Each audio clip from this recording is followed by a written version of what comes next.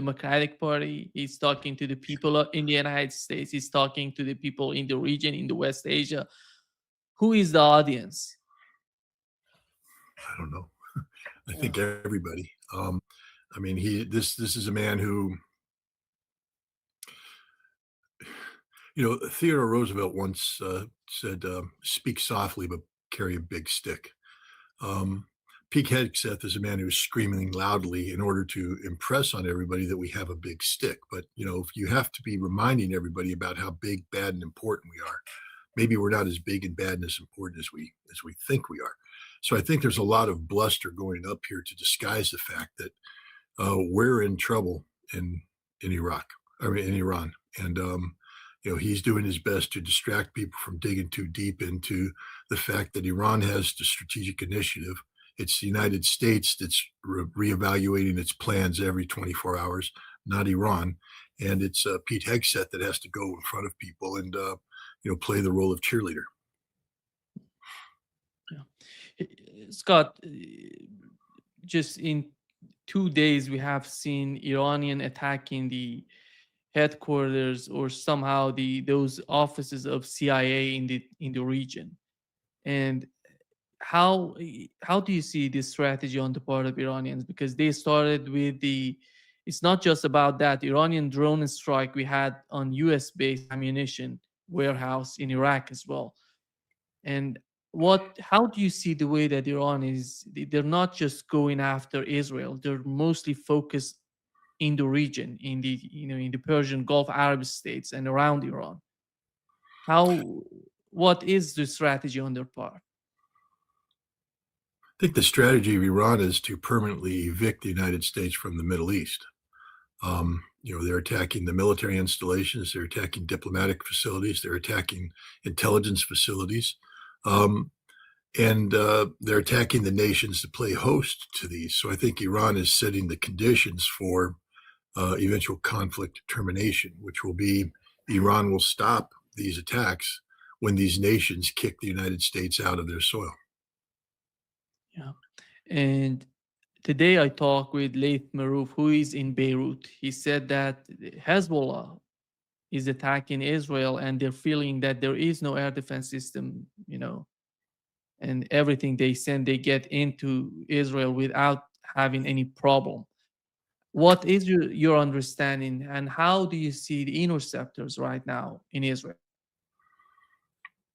Well, I mean, what we're experiencing right now is a continuation of the 12-day war. And we know at the end of the 12-day war, neither Israel nor the United States nor the two of them, operating together had a solution to the Iranian ballistic missile threat. And that's been played out today as, the Iranians are launching attacks that are penetrating the defenses and inflicting serious harm on Israel. We now see Hezbollah, engaging in this conflict. I don't know the specifics of the weaponry that are being used by Hezbollah, how sophisticated they are. It's very difficult to make an assessment, except to point out that Hezbollah rockets are impacting on Israeli soil, which implies that the Israelis are not able to defend themselves effectively from the threat from Hezbollah. I can't wait to see what happens when Ansarallah enters the fray and starts firing its missiles and drones. I think we're looking at a conflict where assumptions had been made about the effectiveness of air defense that have been proven wrong, and this is going to require a continuous readjustment of war plans on the part of Israel and the United States and their Gulf Arab allies. Iran, on the other hand, just continues to do what it does, sort of a pre-planned action of broad spectrum pressure being placed on Israel, the United States, and the Gulf Arab region. The two THAAD systems were, based on what Iranians are talking about, were destroyed, and the United States is bringing the defense system from South Korea. And are these new, or do they need, because it's not just the air defense system, you have to have the interceptors to go. How do you see that concept of bringing all they have in South Korea, other countries to the region to defend Israel? while everybody knows in the region that the United States focus is to defend Israel, not these Arab states who are feeling the heat, who are getting hit by Iranian missiles.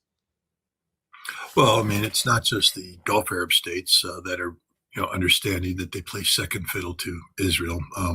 I think Ukraine is figuring that one out, and I also think that South Korea, Japan, and Taiwan are also figuring that out. The United States had promulgated a geopolitical posture through the National Security Defense Doctrine that was published in November that spoke of achieving conventional military overmatch with China in the Pacific as sort of a foundational concept of how we're going to approach how we interact with the world. Um, you can't have much overmatch when one of the known Chinese threats, and the threats from North Korea are ballistic missile threats. And the most effective system the United States has to counter ballistic missiles in theater is the THAAD. And now the THAAD that was deployed in South Korea is being removed from South Korea. What's that tell the South Koreans, especially after the United States spent so much time crafting this new tripartite alliance between South Korea, Japan, and the United States that incorporates elements related to nuclear war, for instance, joint nuclear war planning, etc. So Japan and South Korea have taken that dangerous step forward toward nuclear confrontation with North Korea on the assumption that the United States was there to back them up.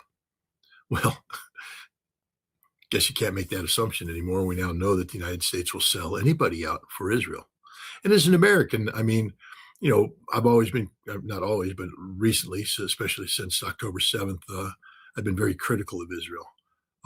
And I've called Israel out as a threat. But, I've always left open the possibility that, it's just Netanyahu, that if you can change the government in Israel, maybe, you can change the trajectory. And I'm coming more and more to the conclusion that it's not just Netanyahu, that it's Israel in its totality, that the most dangerous threat to peace and security in the world today, collectively, is the state of Israel. Hopefully, the Gulf Arab states come to this recognition that they have been sold a bill of goods by the United States, that this whole Abrams Accord was never about mutually beneficial economic relationship, but the absolute complete subordination of the Gulf Arab states to Israel. And the United States isn't there to secure the Gulf Arab states. The United States is there to secure Israel from the Gulf Arab states.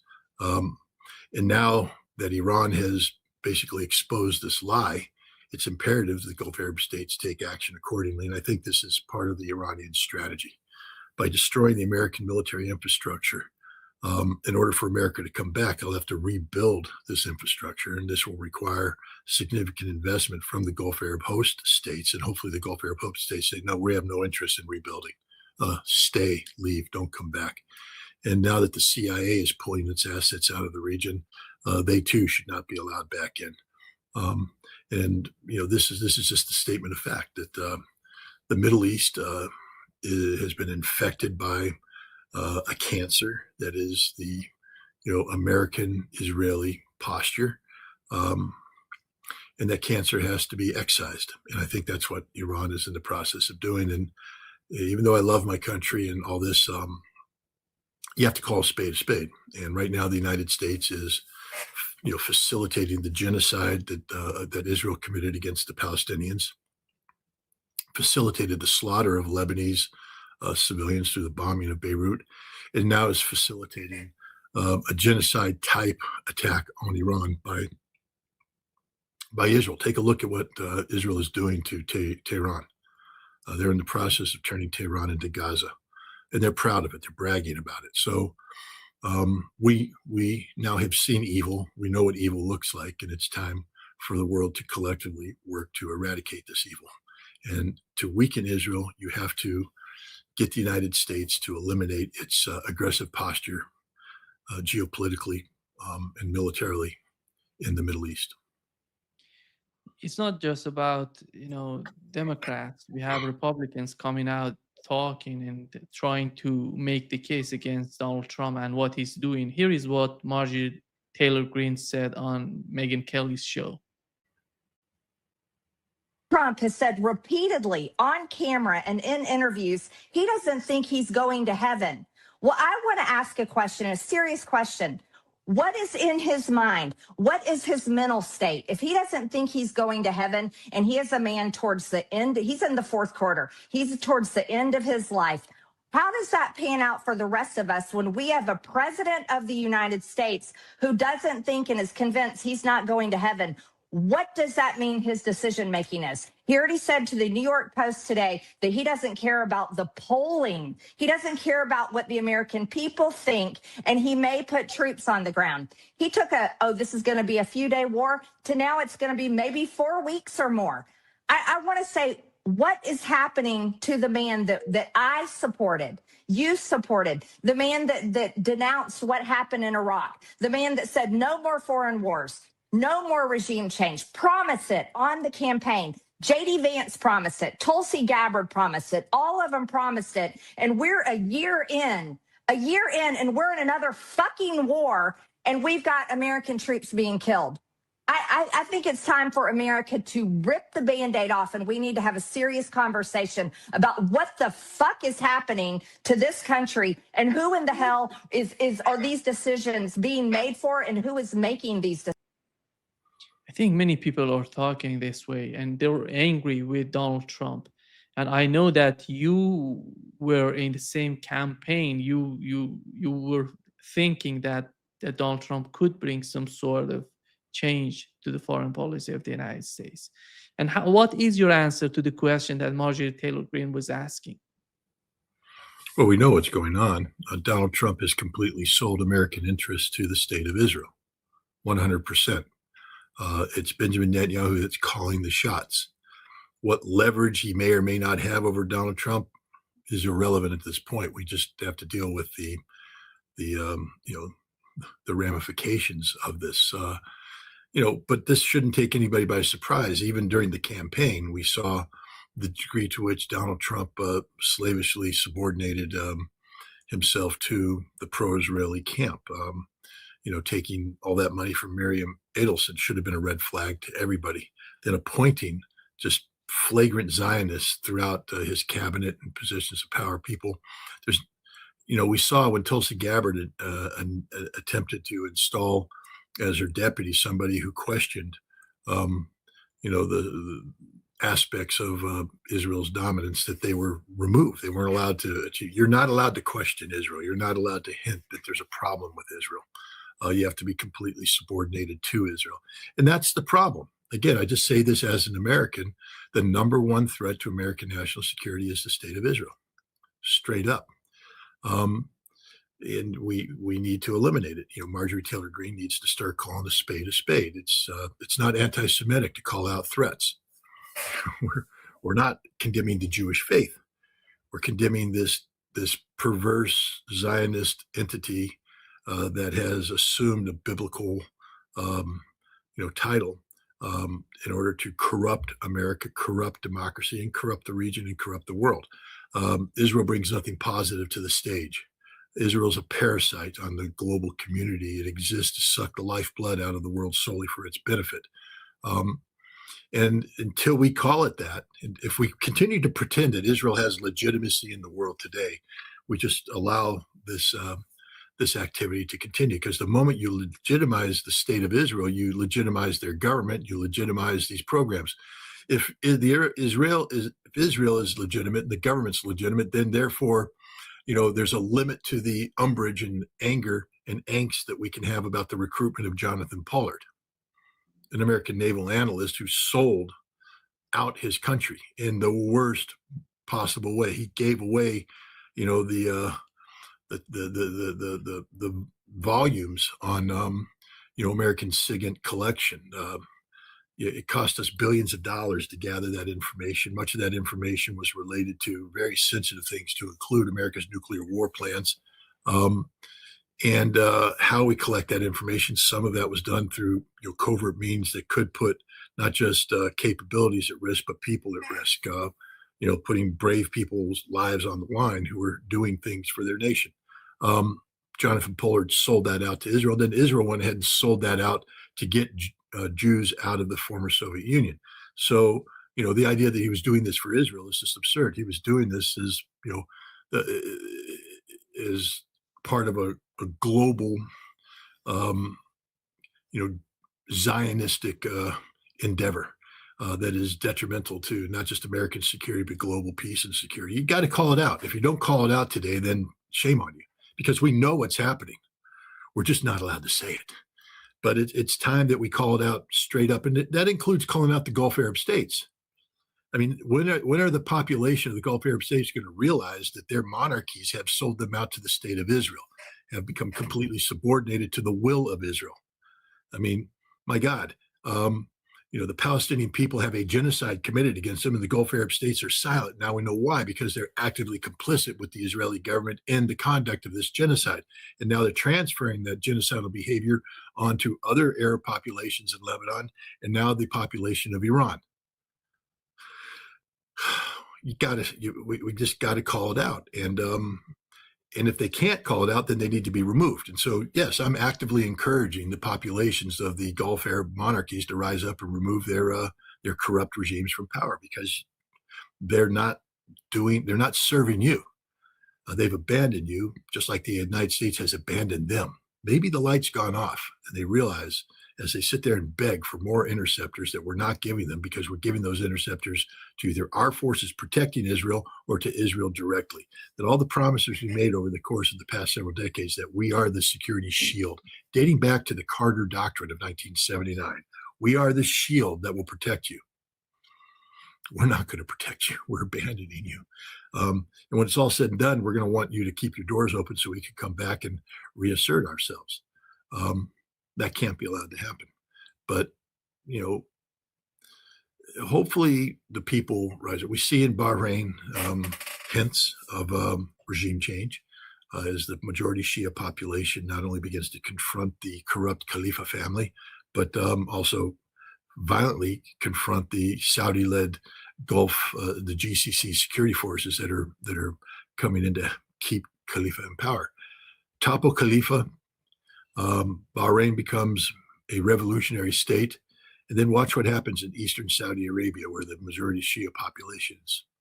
And then as Saudi shifts forces to deal with that, watch what Ansarallah does, because Ansarallah has been kicking Saudi butt for a number of years now, and they've been kicking UAE butt for a number of years now. And if you take the shackles off and you let the Ansarallah go wild, they will destroy the energy infrastructure of both nations, and they will physically reoccupy territory that currently is considered to be Saudi territory, but historically is Yemeni territory. And they'll reconquer that. And hopefully we could see Ansarallah marching through the streets of Riyadh to take the al-Assad family down and drag them behind them, the same way the Hashemite family was dragged through the streets of Baghdad when the Baathists rose up and removed them from power. We need this kind of cleansing in the Middle East. These corrupt monarchies have been ruling for too long. They're simply a residue of former British colonialism. And then the United States took over, guiding their neo-colonial continuation. And they've sold their people out. These people don't stand for anything. They're not very religious, because, the moment they leave their countries, they get on an airplane. When they leave the airspace, the alcohol comes out, the women dress in Western standards. They go to Paris, they go to London, and they behave ostentatiously, which is fine if you're somebody in the West who has incorporated that lifestyle. But if you're pretending that you're somehow a pious, God-fearing person, and you make that the cornerstone of your image projection in your homeland, only to find out that when you fly away, you behave differently, you're just a hypocrite. And this is the reality of the Gulf Arab states. It's 100% hypocrisy 100% of the time, and that hypocrisy has come back to haunt them. How powerful are they militarily if they decide to go to join the United States? Because many people in the Persian Gulf, they're talking about, we are getting angry. We're gonna do. I hope they get really angry. I hope they stamp their feet and turn purple in the face. Saudi Arabia has been trying to defeat Ansarallah since 2014, and they haven't done it. Ansarallah. The United Arab Emirates joined in with Saudi Arabia to try and defeat Ansarallah since 2015, perhaps. Haven't done it. Can't do it. United Arab Emirates, their military is 85% mercenaries. So, I mean, what you're going to tell me a UA is going to Are they stamp his from food? Pakistan or? Pakistan primarily. They come from Pakistan, India, other Bangladesh. But the point is, they're not Emirati, uh, you know, citizens. Emirati citizens are fat, pale, soft hands, soft skin, effeminate because they don't know how to fight, because they don't want to fight. They let other people do their fighting for them. I mean, you'll find a couple spoiled princes because they have the lifestyle. They go to the gym and they run and they have chiseled features. But put them in a ring against the kid from the Bronx, and we'll stomp him into the dirt because the kid from the Bronx can take a punch, been taking a punch his entire life. But these soft Emiratis, they can't take a punch because anytime anybody threatens them, they snap their fingers and their Pakistani bodyguards come over and beat the people into a pulp. This is the reality of the totality of these Gulf Arabs. There's not a single one of them that measures in any degree of manhood. They hide behind money, money, money. They buy their way out of everything. I said this to Major General Matt Caulfield in August, I think, August of 1990. I was called in. I was being pulled out of the amphibious warfare school to be sent to a special planning cell that the Commandant of the Marine Corps is putting together to plan amphibious warfare options. And Matt Caulfield wanted to, because I was a captain going into the company of colonels. And I was recommended by some people. And he was like, I got to find out why they're recommending a captain. What the hell does a captain know? And he started questioning me. And at the end, I said, sir, he said, what do you believe in? I said, we're fighting the wrong Arabs. So the Iraqis are hard working. I mean, when you want to dig a ditch in Iraq, the Iraqis dig the ditch. When you want to get something done, the Iraqis are doing it. You go to Kuwait and they farm it out because they're just fat, obese, rich, perverted people. We're fighting the wrong Arabs. We should be fighting the Kuwaitis. We're fighting the Saudis. And he was like, why do I want you on this project? I said, well, you asked me a question. I gave you the answer. But if you order me to plan a military operation, I'll plan that military operation. That's my job. That's my duty. But my duty isn't to blow smoke up your ass. My duty is to answer the question that you give me honestly and accurately. Take that answer. And so I plotted a war against Iraq, knowing the whole time we're fighting the wrong Arabs, because the Iraqis are far more men than any Gulf Arab state will ever be. The Gulf Arab states can't fight, don't know how to fight, won't fight. They farm it out. I was in a hotel in Riyadh before the war started. We would take our meals there. We worked down in the bunker of the Ministry of Defense building. So we go across the street, and they had this, I think it was a Sheraton hotel, had a nice, buffet spread. And so we would go there, and the Saudis paid for it all because they got a lot of money. And so we're sitting there, and I had just spent the day, preparing, going through target lists and all this stuff about a conflict we were getting ready to fight to liberate Kuwait from Iraqi occupation. And at the same buffet were a bunch of Kuwaiti princes who had fled Kuwait City, were now taking refuge in Saudi Arabia. And we overheard them. They were sitting there talking to their Saudi hosts, and they said, these Americans are our mercenaries. We're paying them to come here and liberate. And the lieutenant colonel I was with basically ordered me out of the room because he saw that I was going to get up, I was going to go over there, and I was going to beat the living shit out of this Kuwaiti, stomp him into the ground. I'm nobody's mercenary. I take the orders only from my legitimate chain of command. It was deeply insulting. But the problem is that's their mindset, and that's how they view everything. They don't view anybody as their equal. They don't view anybody as a partner. You are a paid servant. When they pull out their wallet and they start putting money on the table and you take that money, they believe they own you. And in fact, they do, except now what they're finding out is they've been played the whole time, that we've let them sit there and treat us to free lunches and free hotel rooms and free this, and they buy our goods. But at the end of the day, all they're good for is facilitating the desire of their Israeli masters to promote greater Israel. What do you think the Abrams Accords is? It's not about, collective empowerment through economic development. It's not about mutual beneficial relations. It's about the Arabs subordinating themselves to a greater Israel. 100%. That's all it's about. And that's what they've done. That's what these perverse, fat, pale, effeminate, non-men rulers of these nations have done. And I'm going to say, I'm just tired. We have to start calling it out. You can't solve a problem unless you actually define a problem. And so if we continue to pretend that Saudi Arabia is a military power when it's not, Ansarallah can defeat Saudi, and I pray they will. If Ansarallah is listening to this, march on Riyadh. Do it. Do it. Get rid of this ridiculous Al Saud family that only came in because a bunch of Wahhabis ran around in camels and intimidated other Bedouin tribes in the 1920s and 30s. That's it. There's no legitimacy here. There's no mandate from God. They just happen to be a tribe, Al Saud, that had better camel operators than everybody else. It's the same thing with the rest.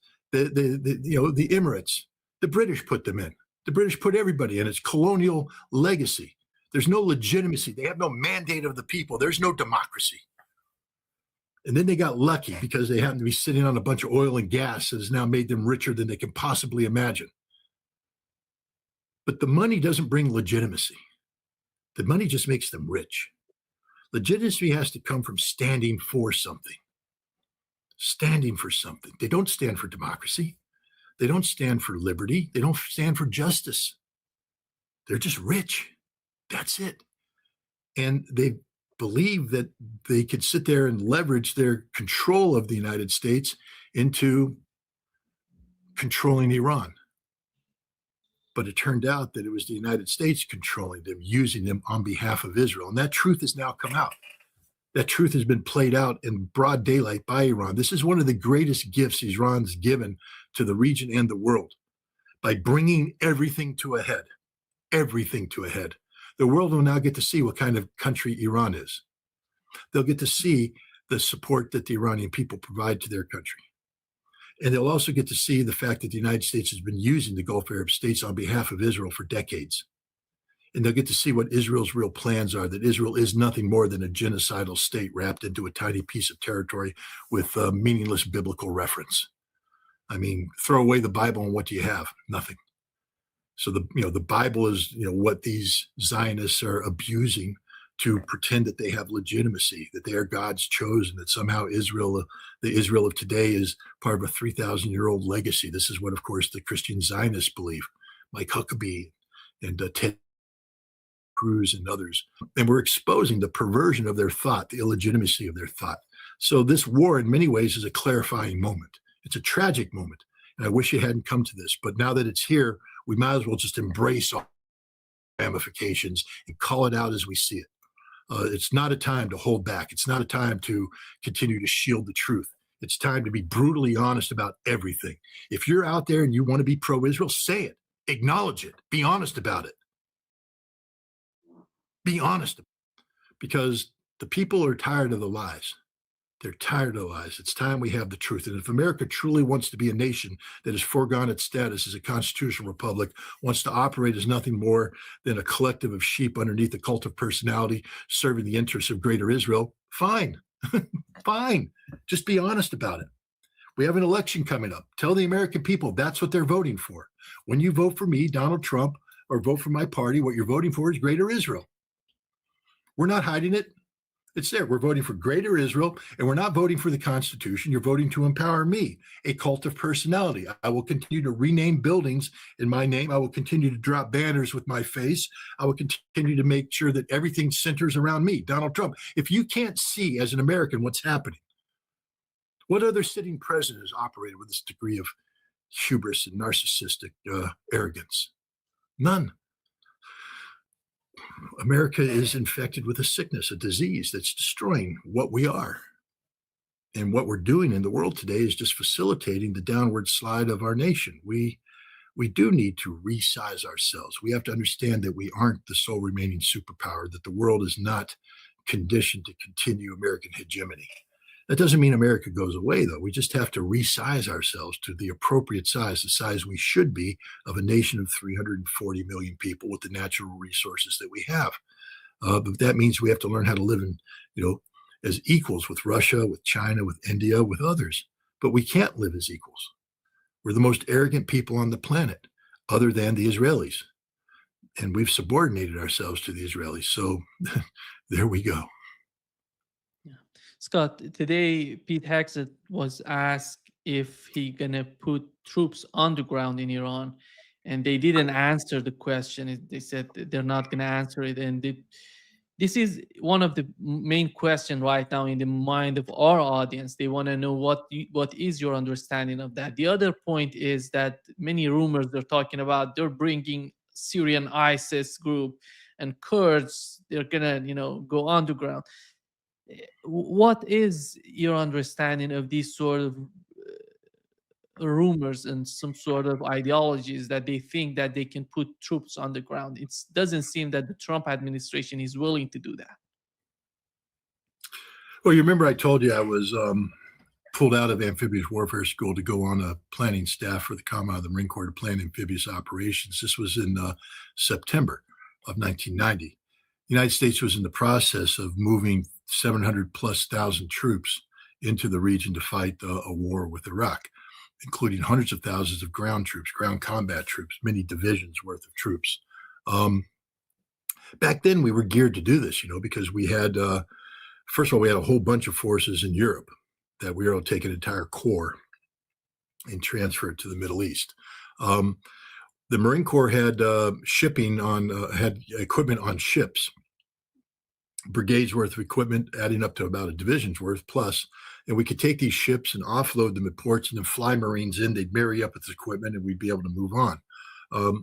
This was the Cold War, where we were prepared to move hundreds of thousands of troops at a moment's notice. In fact, the entire reinforcement of Germany option was premised on the notion that we would have 300,000 troops in West Germany, and within 10 days, we could reinforce them with 250,000 troops. So we were geared, we were prepared to move 250,000 troops in 10 days. Today, if we want to send a heavy brigade to Europe today as part of the rotational reinforcement of forces, it takes 6 months advance notice to get that unit ready to move.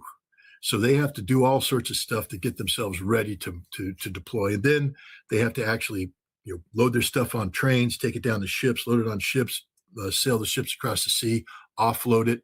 And that's at a friendly port. They're offloading to the port of Hamburg. Now imagine if we want to take that same brigade and take it to Iran. Well, it's going to take 6 months to get them up. If they want to speed it up, good luck, because they're not ready. But now they get on their ships and they start moving. What port are they going to offload at? Because remember, we got to go to Iran. With Iraq, we were able to offload in Kuwait and Saudi Arabia and then move our forces up and concentrate them, array them along the line of contact and carry out a ground war. How are we going to do this? Are we going to land in Saudi Arabia? Are the Saudis ready to have hundreds of thousands of Americans land on the western provinces near Mecca, Medina? And then how are we going to move them across, position them in Kuwait? Because we can't take them to Kuwait anymore. The Strait of Hormuz is closed. The ships will be sunk as they move in. As we start to offload, Iranian missiles will start pounding the port, blowing up the ships, killing the troops, destroying the logistics. So we can't do that. We can't fly them in because all the airfields are under attack. And then once we get them off the plane, where do we put them? In a giant camp that says, blow me up? No. So we have two options. We can land in Western Saudi Arabia or land in Jordan through Israel. And then build up a force in Jordan, and then move through Iraq. Logistically, this will be a nightmare, but we could do that. Move through to get to the Iraqi-Iranian border, where we then would have to cross in. Have you looked at a map of Iran? Have you seen the mountain ranges that separate Iran and Iraq from, say, Tehran, the seat of power, or from anywhere? So it's not a flat plain that we get to drive in through there like Germany and go straight. We'll be going through mountainous terrain where the Iranians have been preparing for decades to receive us and destroy us and annihilate us. So we have that option. It would take us 9 months to more than a year and a half to build up the forces capable of carrying out such an operation. Or we could get the Marine Corps and say, you need to do a seizure of a port. We used to train for that. In 1985, I actually helped write the plan for the seizure of Chabahar and Bandar Abbas. I'm familiar intimately with what the intelligence was at that time, what we would need to do, how we move forces in. But we had a Marine Corps geared to do that back then. We're not geared to do that today. How do we get, it would take, we'd have to use at least 3 brigades in the initial assault. How do we get 3 brigades onto ships? I don't think we can anymore. But if we could, how do we get them close to the Iranian shore without getting sunk? This is a problem that General Berger saw when he became the commandant a couple of years ago. He said, we can't fulfill our mission because we're linked to legacy-style amphibious operations that put 1,000 Marines on a big ship. And in order to get those Marines off the ship, we have to bring it close to shore and they get sunk. So how do we do this? With all due respect to Pete Hegseth, he just simply doesn't know what he's talking about. I mean, it's just crazy talk, insane talk. So now we get to, Plan B, where CIA paramilitaries, Joint Special Operations, and Special Forces start to work with, indigenous forces to create, indigenous proxies, militias, resistance groups, etc. We know some exist. We have the Baluchi Liberation Army working out of Pakistan. CIA has a long history of working with them. We have the Kurds. We've been working with the Kurds forever. We got Azeris that could come in. Lor, I think you're familiar with the Lor people, sort of in the Kurdish area, but separate from the Kurds. We got the Avaz Arabs. We got MEK that's always out there. Although I don't think the Iranian people will rise up and rally around MEK, but they're very good at being used to disable, blow up, and destroy things. And we got the monarchists that can always raise a flag, shout death to Khamenei, and then run away. So now we right now the decision apparently has been made to arm the Kurds. I don't know. Are you familiar with Kurdish history? It's never a good idea to arm the Kurds because two things always happen. The Kurds lose, and then they get betrayed and abandoned. But the other thing is, yes, we can go into northern Iraq and we can mobilize Kurds there. What is Turkey going to do? Sit there and go, that's a good idea. Why don't you get the Kurds riled up, believing there's going to be a free and independent Kurdistan, because that never blows back to Turkey. It's not like we have a significant chunk of territory that the Kurds want as well. This is why Turkey has intervened so harshly in both northern Iraq and in Syria to stomp down any notion of a free and independent Kurdistan. So Turkey's not going to let the United States come in and arm 10, 20,000 Kurds and say, march and take over. That's just not going to happen. Meanwhile, I think the Iranians are already on top of this, and they're already launching preemptive strikes into Suleimania and other areas, breaking up these Kurdish groups as they build up. But once again, the Kurds are just going to be given the short end of the stick. It's I wouldn't want to be a Kurd because they're just going to get used, abused, and slaughtered again.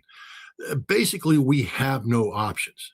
None. Now, had the CIA and Hegseth and everybody sat down with real experts and held a panel discussion, they would have known this up front. And they sat down with real experts about Iran. It's funny. Some of the big advisors out there are guys who served in Task Force 17. Ooh, JSOC, baby. Delta Force. These guys are good. They got big muscles and they got tattoos. They're really good at jumping out of helicopters and sprinting into buildings and killing people. So be it. Hooray, Delta. But they were supposed to carry out this covert war against the Quds Force, Qasem Soleimani, in Iraq and all this stuff. And so you have these thick-necked knuckle draggers, some of whom are, smart enough to have learned Farsi. And they were involved in a campaign that they lost ultimately. But now they're the ones posturing themselves as regional experts and providing the advice. And these are the people saying that the Iranian people want to be overthrown, that they hate the regime, so we got Delta Force knuckle dragging losers, guys who haven't won a war yet, big L stapled on their heads. They probably got their ass kicked in Afghanistan. They came over and got their ass kicked in southern Iraq. And then they went home and started thinking about their relevance to the world. So they started selling themselves as regional, a subject matter expert is a term they like to use. And they just are ignorant. If they've been in Iran, it's because they landed there one night to insert somebody or extract somebody or to plant a device or to do something. But they haven't wandered the streets of Tehran interacting with the Iranian people, talking to them. They haven't gone to Kashan. They haven't gone to any of the places that were blowing up. They didn't go to Manab. They certainly didn't meet with the families of the school children that were slaughtered by the bombs. These people know nothing about Iran. Nothing about Iran. And yet they're the ones saying, no, all we have to do is kill Ali Khamenei and the system comes down. But had they talked to real experts, they would have known that killing Ali Khamenei will only strengthen the system, that it will backfire. And that's exactly what happened. we did succeed in getting, I mean, President Trump, congratulations. Good job, man. Because you did what you wanted to do. You wanted the Iranian people to rise up and take matters into their own hands. And they have. They've risen up. And they said, we are behind the government. We are supporting the martyr, Ali Khamenei. We are supporting the new supreme leader, Ali Khamenei's son, Mujab, I think his name is. I could be mispronouncing that, but that's what I do for a living. So apologies. But the point is, we are so far removed from reality. We don't respect anything. We treat the Iranians as if they're a bunch of camel jockey, ragheads, sand niggers, whatever other derogatory term we can use and have used in the past to describe the people of the Middle East, instead of one of the most cultured, refined, dignified people the world has ever seen, with a history that goes back thousands of years. And the Iranian people, even if you're an Islamist supporting the Islamic Republic, you embrace that history, you respect your culture, and you want these people to sell out this legacy that they have. That's just not going to happen. But we're ignorant of this. And now, not only are we blowing up, we're blowing up history. I've heard stories. I just hope it's not true, but I've heard stories about blowing up, in Tehran, we're blowing up some of the old Qajar. And again, I might be mispronouncing that. That might be called, pronounced differently, but you know what I'm talking about. It's good. It's good. Your pronunciation is good. I'm safe. There was a time when I was trying to pronounce Bab el-Mandeb, and I was just fumbling it left and right 20 times. And somebody did this really cool meme because it showed me, the Bab and they're like, oh, the Bab and finally I go, the Bab el-Mandeb, and there's a whole group of yay. So I try, I really do. But the Qajar dynasty, the art, the history, the culture there. When I went to Iran, I was guided by a Revolutionary Guard escort, but he took me to these places, and he was in awe of the beauty. They revere their history, and I think we've blown it up. And I think we're blowing up places in Isfahan, we're blowing up places in Shiraz, we're blowing up places in Kashan.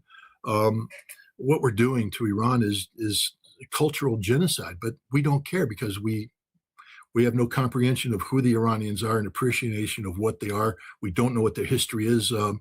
And all we're doing is aligning ourselves with the nation Israel, which is fully capable of committing genocide against a nation of 90 million, as they were with committing genocide against a population of 3 million in Gaza. Yeah. Scott, when Pete Hexet's giving us a timeline, of the war, and he's talking about 4 days, then 4 weeks, and right now, I don't know how long does it take. It reminds me, I don't know if you saw the video comparing Rumsfeld to Pete Hexet today.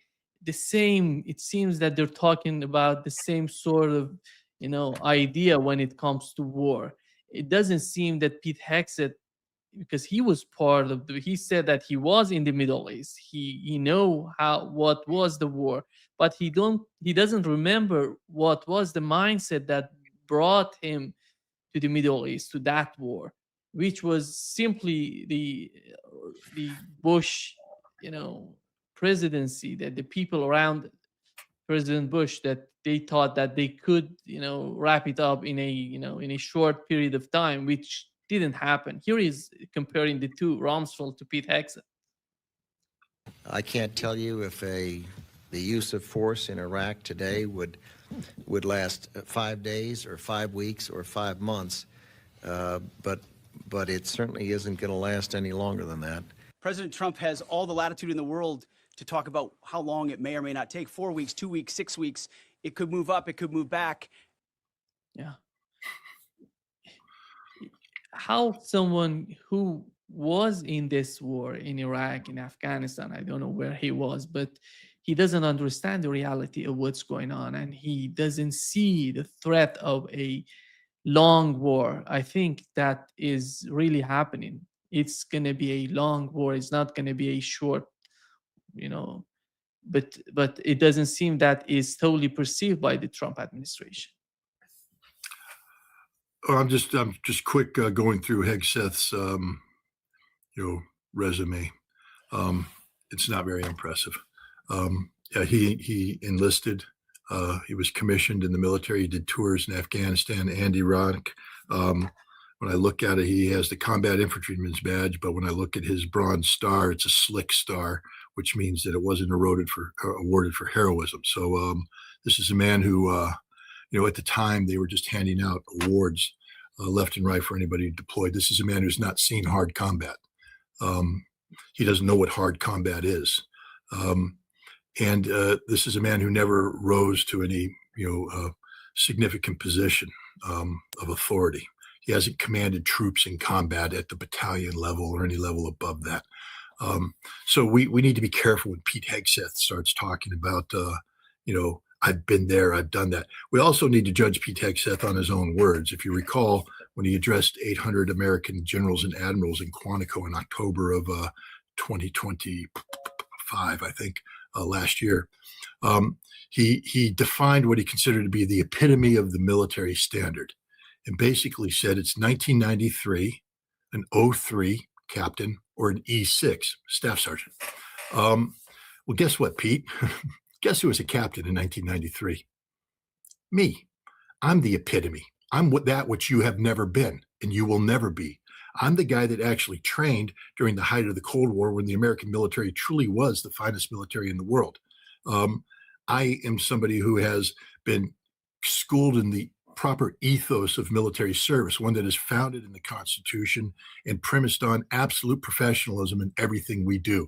This is pre-politicization, pre-woke, pre-DEI, pre-anything. This is when men were really men. And the staff sergeants I dealt with were the same way. I am everything you will never be, Pete. I'm a professional. You're a frickin' amateur, purely an amateur. And what you are is a bitter amateur. You're somebody who wishes you were something you'll never be, and therefore you're posturing to be that instead of being the Secretary of Defense. So Pete Hegseth is just a walking, talking joke of a human being. He's not qualified for the position he's in. And again, it's just time for us to be honest. We just have to start calling these things out. We can't pretend that Pete Hegseth is qualified to be doing what he's doing. Because as long as we pretend that, then it's okay for him to sit there and show this kind of vacillation. My God, do you have a war plan or not, Pete? Simple question, yes or no? A war plan or not? Because you seem to be making it up every single day of the week. You wake up tomorrow and things have changed, and now you're giving a press conference where you're changing the parameters. If you were going to put troops on the ground, you should have thought about that 9 months ago, and they should be moving in place as we speak, instead of now speaking about the possibility. And what president doesn't know what they're doing? Cheney was speaking in 2002, but you forget that Cheney was the Secretary of Defense during Desert Storm, Desert Shield. He knows what it means to move troops. We also forget that before Dick Cheney became overly politicized as Secretary of Defense, he put the brakes on and advanced to Baghdad at the end of the Gulf War. After we had crushed the Iraqi army on the field of battle, there were people who were saying we should go ahead and finish it off, go up to Baghdad. And Cheney said, no. He said, because if we break it, we own it. If we occupy it, we gotta take responsibility for it. We're not ready to do that. We don't have a plan for that. Dick Cheney understood you have to have a plan that's been thought out, advised by experts. Now, he forgot everything before we went to war in Iraq, and you see the results. We went to war in Iraq on a plan that was half-assed. We didn't have a plan for success, and we didn't know what we were doing. We ended up occupying the country with a czar. What was the guy's name? Paul. I can't remember his name now. But the guy who ran the country, and he basically demobilized the Iraqi army and went into de-Baathification and basically eliminated the one thing that was holding Iraq together. And then Iraq devolves into chaos and anarchy, sectarian warfare, and all that stuff. We're stuck in the middle, and the rest is history. We broke it. We got driven out. I don't know what Hegseth thinks he's doing, because we went to war on a half-assed plan that was there to appease greater Israel. Israel is laughing all the way to the bank. They don't care about Americans. They don't care that we're bankrupting ourselves. They don't care about anything other than the fulfillment of their plan of greater Israel. And so they're laughing as we break our backs here. We are breaking our backs. And you can see it in the panic in Hegseth's mind. I mean, when you take joy out of sinking a ship that had gone to India to participate in a festival, a shipping festival. So it had been paraded on the shores, and now it's off the coast of Sri Lanka, not an active combatant, heading home or heading to wherever they're going to head. and we send a submarine, we're not in a state of war. What legal authority did we have to sink that ship?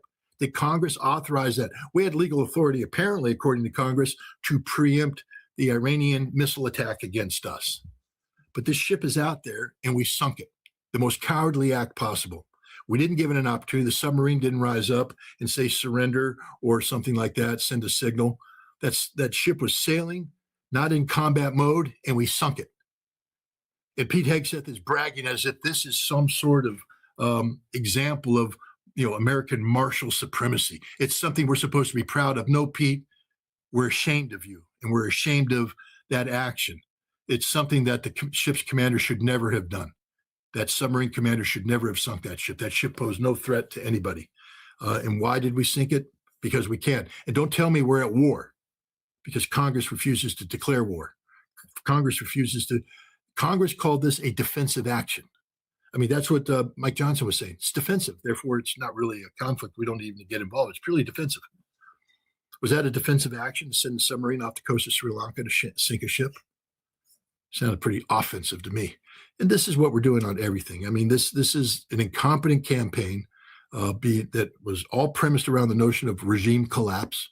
Now that that's failed, now they don't know what they're fighting for. They're just blowing up buildings. And that's all they're doing is blowing up buildings. If you think there's anything inside the buildings being bombed, you're dumber than dirt. Because anything of value has been long since evacuated and hidden in any one of hundreds of hide sites the Iranians have been preparing since 2005. Go back to the history of Firdos, the underground cavern that they put this enrichment capability in wasn't built for Firdos. It was built to hide stuff. It's one of a number of hide sites in the region that were constructed so you can empty empty factories of the high value production equipment, so that when nations like the United States come in and drop bombs on the buildings, all they do is blow up concrete blocks, in other structures. But the high value stuff has been moved. So it's all gone. It's all moved. We're just blowing up empty buildings. We're killing a lot of civilians in the process, but we're not achieving much of anything. The Iranians have been watching the way the United States fights, and I would encourage anybody who takes anything that Pete Hegseth or any American military person at face value today, don't. The Iranians are experts at being Iranians. And what I mean by that is they know their game plan. They've been watching the United States fight since the Gulf War. They understand how the United States and Israel goes about doing various operations. The Iranians are very expert in watching the Israelis operate, because the Iranians have been the number one sponsor of Hezbollah, and there's been Iranian advisors working hand in glove with Hezbollah. So they know everything about how Israel conducts ground operations, air operations, the whole thing. So preparing for this campaign, do you think for a second the Iranians might have said, how do we get the Americans and the Israelis to expend the bulk of their resources chasing ghosts? Or did they say, we're going to just go out there and do this and leave ourselves at the total mercy of the Americans and the Israelis are going to be flying in looking for any indicator and falling in on that, and we're going to sacrifice everything just so we can fire some missiles? They have us chasing ghosts. When I read the Israelis, they're like, we got them down to 12 launchers. I'm like, really? Wow, you guys are pretty damn good. 12 launchers. Wait, time out. Simple Marine here. Not very good at math, but didn't the Iranians launch more than 12 missiles at Israel the other day? If they only have 12 launchers, and at the same time, didn't they launch missiles against the United Arab Emirates and Saudi Arabia and Kuwait? And how does that work, Israel? I mean, you guys are the smartest people on the planet. You are God's chosen, after all. So maybe you have magical God-driven math. But they just don't know what they're talking about. I remind people that when the Gulf War started, we gave Iraq accurately a credit for 19 mobile launchers. By a week and a half into the war, we destroyed 64. Now you might ask yourself, how does that happen? How do you turn 19 into 64? And at the same time, the Iraqis were launching high volumes of missiles at Israel and Saudi Arabia. So it meant we were killing things that weren't launchers. And that was the problem. We were out there blowing everything up because we were so driven on accomplishing something. There was so much political pressure. And I tell you right now, we're blowing up things. We may be getting a launcher here and there. I mean, we are putting considerable resources into this effort. But if you think for a second, the Iranians haven't thought this thing through, that there aren't decoys. Ask yourself how how you could possibly be triggered into sending your combat air patrol over something. There's visual cues. So the Iranians will have fixed cues. They'll go out and set up a launcher and raise it. Now, if I were a military analyst and I took a look at the imagery stamp and it said that this picture was taken 45 minutes ago, I'd say don't bother striking, because the Iranians will be done 5 to 7 minutes after launch. They're moved. So unless we can get an asset on target within 5 to 7 minutes of detection, don't even bother. But no, we send them in there, we blow it up, we show the image, we say, got one. No, you didn't. You got something the Iranians wanted you to get. And they put it in a place so that those resources you had were physically here. Now, plot out the timing of the other launches and the locations. You're going to see that the Iranians are creating impetus over here to divert resources to create a window of vulnerability here, because now we don't have resources to strike and the missiles get launched. Is there a mistake made? What happens is they pull a missile launcher out and they raise the launcher and there's a leak and the missile gets stuck in the up position. Well, that missile's screwed. It's going to be left there. The guys are going to be working to try and get it down, and we're going to come in, we're going to blow it up. We're going to show that film and say, we got one. Yes, we got one there. Congratulations. But we didn't get it because we're smarter than the Iranians. We got it because a mistake took place. That's just the way it is. There's also, I guess the word I'm going to SIGINT cues, communications cues.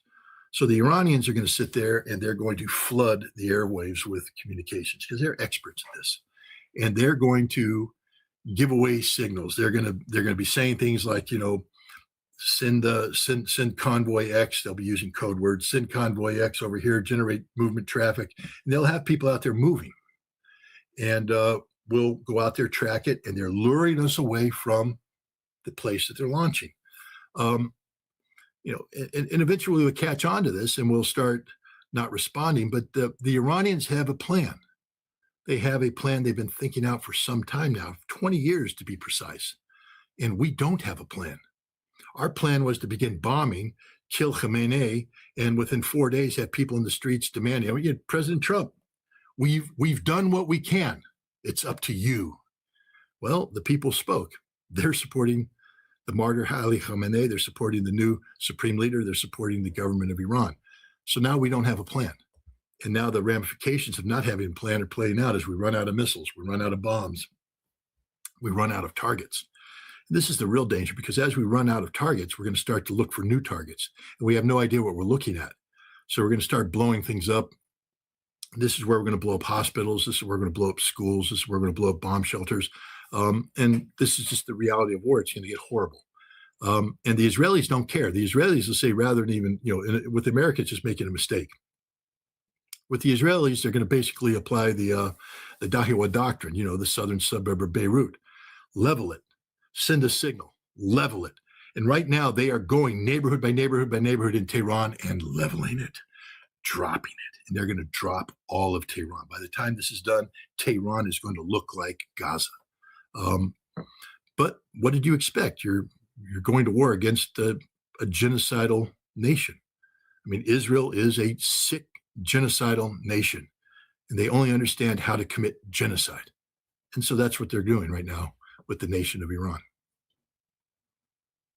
Scott, one of the radars that yesterday was hit was this, early, they're calling it was $1.1 billion in Qatar. It's a ballistic missile early warning radar. It was in Qatar. Are they using that radar to, it's in combination with the defense systems in Israel? And how is that going to influence the whole concept? Because they have to send the signals to the air defense system. Is that the case? And how big is that for the whole concept of defending Israel? My understanding is that this radar position where it was to provide early warning, early detection of Iranian ballistic missile launches. So you get the cues, boom, and now because you can't keep a system operating 24/7, so you have to have things stood down. So when you get indicator of launch, now you send the signal. You're getting, you're going to get the speed, you're going to get the azimuth. You're able to predict direction. and even in some cases predict point of impact with this data alone. And then you send that data in, and now we start to queue other detection capabilities to get radars up, looking, scanning, overlapping, getting defenses unlocked, up, looking, so that we can create a layered approach to defend against that attack. If you eliminate that, you don't have that early warning. So now the Iranians get a leg up because they're going to fire, and it's going to have to wait to get picked up by satellite systems. You may not get the same predictive outcome. And so now you're going to have to scan even more. And now by scanning even more, you understand that you're, first of all, you're wasting resources, but you're also giving away information because, again, I don't know how the Iranians do business. If I were doing business, I'd be flying drones equipped to collect signals intelligence. And as I launch my missiles, my drones are out there scanning. And we're looking for radar activation. We're going to assess the signals, look at signal strength, look at the time it's operating, look at the direction that radars are. Then we're going to be monitoring, how the missile interceptors work. At what point in time do you engage THAAD? At what point in time do you engage David Sling, Arrow? And all that data goes in. And let's say they get it. Let's say this missile's launched and boom, now the Iranians are going to go, okay, what was the vulnerability there? How did this happen? How do we prevent this from happening next time? What do we need to do to prevent these systems from operating at optimum capability? And they'll make that adjustment, flood the system, provide distraction. The next missile comes in and hits the target on the ground. This is what missile war is. And the Iranians are masters of it. And by blinding the coalition, by destroying this radar, it significantly enhances the ability of Iran to ensure that their missiles hit the targets that they intend to hit. Yeah. Scott, before wrapping up, many people are curious about India in the whole calculation. Was that a big deal for, to see Modi going to Israel, showing, how close he is to Netanyahu and Israel, or he's a political figure. He's doing whatever he feels is better for India for the time being. And how do you see the whole concept? Because India is part of BRICS, and we know that how important India is. And when you see Modi doing this, and is that significant for the whole concept of the region and BRICS? Well, it's very significant. Understand that when was it? September of 2023. There was the G20 meeting, I think, in India, New Delhi. And Joe Biden was president at the time, and he came out and he stood side by side to Modi, and he announced the India, Middle East, European economic corridor. Basically, India was the idea was that goods made in India get put on a container ship that gets sent to the United Arab Emirates, offloaded, loaded on a train that transits the United Arab Emirates, transits Saudi Arabia, transits Jordan, and goes into Israel to the port of Haifa, gets loaded on a container ship, taken across the Mediterranean, offloads in Greece at a port there, and then is brought into Europe. So here you have this corridor. Now, the key aspect here is that these states are working with Israel. Israel's part of the overall equation. And India was a leading advocate for this. The irony was, and nobody really picked up on it at the time, that the Haifa port and the port in Greece were built with Chinese belts and roads money, and most of the rail lines that were considered to be used are rail lines built with Chinese money. So the India, Middle East, and European Economic Corridor was supposed to be a competitor with China's Belt and Roads, but it was really just falling in on it. I mean, that's, again, showing the stupidity of people. But India has always been a promoter of Greater Israel. And so it doesn't surprise me that Modi went to India. And the timing is also, I think Modi understood what was about to happen. And he was there to put India's marker on the table. India, when the Strait of Hormuz is shut, India is going to pay a very heavy price. They get a significant amount of their energy through the Strait of Hormuz. And so I think this was a political statement by Modi about which side he's on, and he's advocating for, keeping the strait open and things of that nature. We'll see. But no, this was India is not a very reliable member of BRICS. India has some bilateral relations with Russia. India has a strained relationship with China. But India, more than anything, has shown itself to be an absolute tool of the United States, and by extension, a tool of Greater Israel. Yeah. Thank you so much, Scott, for being with us today. Great pleasure, as always. Well, thanks. You might not thank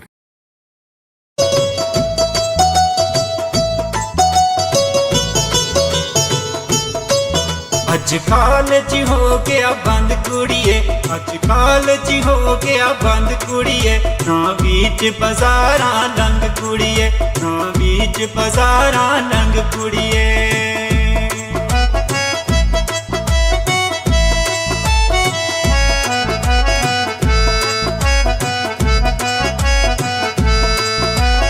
आजा मेरे कोल ठंडा पानी पियाल सा, जो तेरी मर्जी OYO मंगाल सा।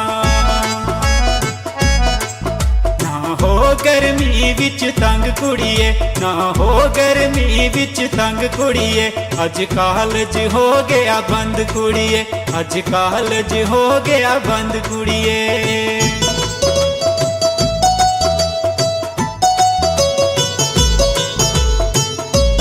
इस गर्मी विच किया तू सड़ती, पानी पी पी किया तू मरदी।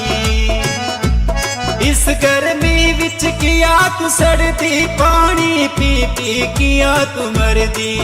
आ छां विच बैठा संग कुड़िए, आ छां विच बैठा संग कुड़िए, ना बीच बाजारां लंघ कुड़िए, अज कालज हो गया बंद कुड़िए, ना बीच बाजारां लंघ कुड़िए।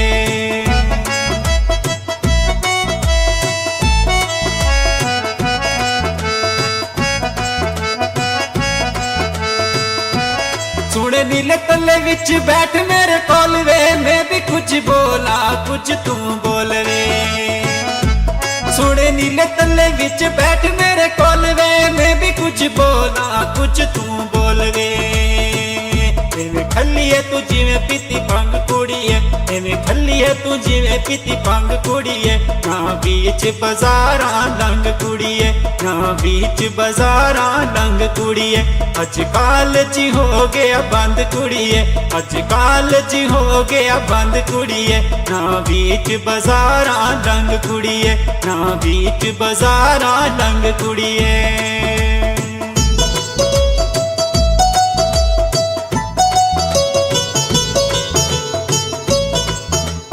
इस गर्मी विच किया तू सड़दी, पानी पी पी किया है मरदी। इस गर्मी विच किया तू सड़दी, पानी पी पी किया है मरदी।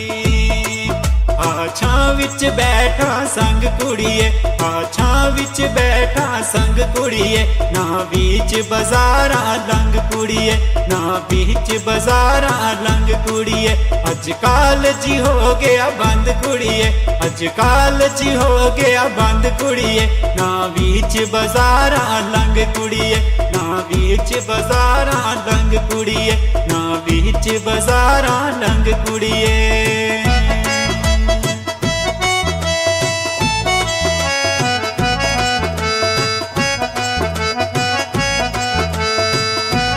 सुन नीले तले विच बैठ मेरे कोल वे, मैं भी कुछ बोला कुछ तू बोल वे। सुन नीले तले विच बैठ मेरे कोल वे, मैं भी कुछ बोला कुछ तू बोल वे।